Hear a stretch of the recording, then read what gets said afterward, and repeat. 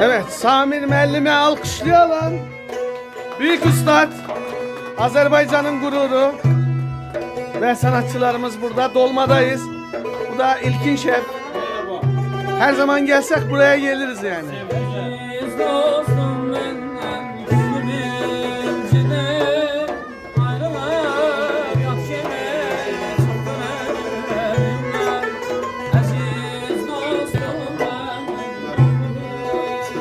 Ne söylersen ha.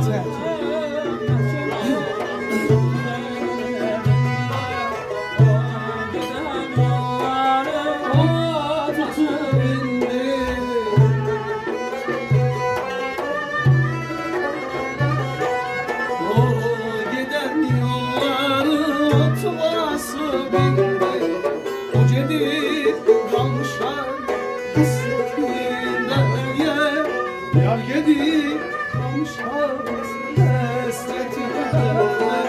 Ne cenab Mehmet olsun bize dinler. Yar gidip özüme gelebilir.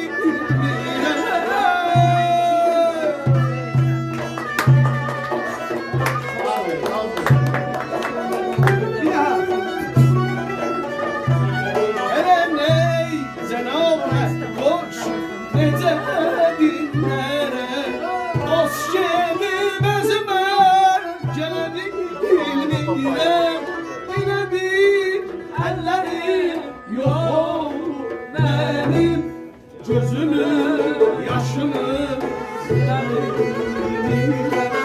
gelebilir ellerim yok benim. Gözümü, yaşımı silebilir gözümü, yaşımı silebilir ya.